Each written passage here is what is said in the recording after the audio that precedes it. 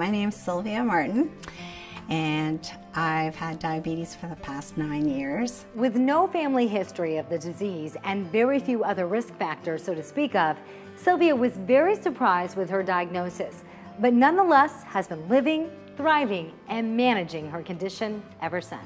I just knew about people that were on insulin, that were insulin dependent and stuff, and taking their blood sugar readings all the time. And I basically knew what most people know, not much. Type 2 diabetes can be boiled down into two fundamental problems. The first one is in which the body is ignoring the insulin that is being produced. The second one is one in which the pancreas is not able to make enough insulin to compensate for the resistance. Insulin's role is in taking the sugar from the blood and putting it away into storage. So if it's either being ignored or not being made enough, then you end up with too much sugar in the blood, and then that is what we call diabetes. I actually thought it was more of a rare thing, because I didn't really know that very many people that had diabetes. The reason it's important to treat type 2 diabetes is that the complications of diabetes are avoidable. In managing diabetes, the biggest challenges to patients is behavior change. Then on top of that, we are asking people to often start taking medications, which may be something that they hadn't done in the past. So understanding what those medications are, what the side effects might be, how to take them, when to take them, how does it relate to meals, these are all things that we also need to educate people about.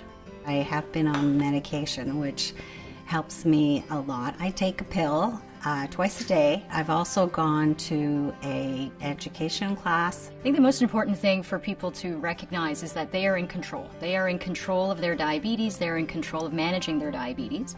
And in order to do that, they need to have proper education and understand what the components are. All of these components involve things like blood sugar, blood pressure, cholesterol, and other targets, so it's important to know what they are.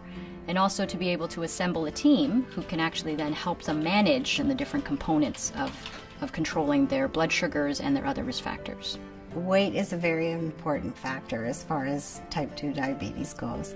I notice with me personally, if my weight goes up, my sugar levels go up. In terms of risk factors for diabetes, there's ones we can change and ones that we can't. So genetics and family history and ethnicity, those are all things that we can't change. Those are the cards we are dealt when we are born. The things that we could potentially change have to do with body weight, physical activity, as well as food choices, and those are things that we could potentially change to try to reduce our risk of developing type 2 diabetes. I've experienced when my weight's gone up and it's harder to maintain my sugar levels.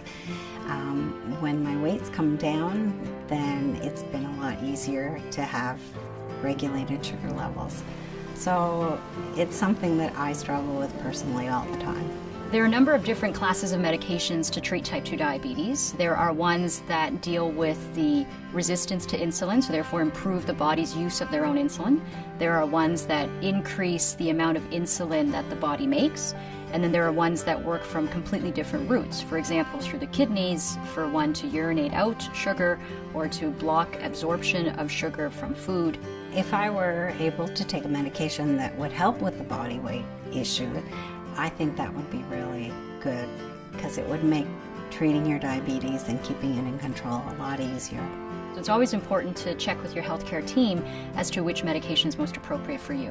The exciting thing about diabetes at this time is that there are some new advances where we have therapies that do not cause weight gain, but even more impressively can actually result in weight loss for some people, and as well do not cause low blood sugars at the same time. The important thing about managing your diabetes is to follow your regimen and to take your medication and be physically active and eat properly, and you'll find that diabetes doesn't quite control your life as much as you think it would.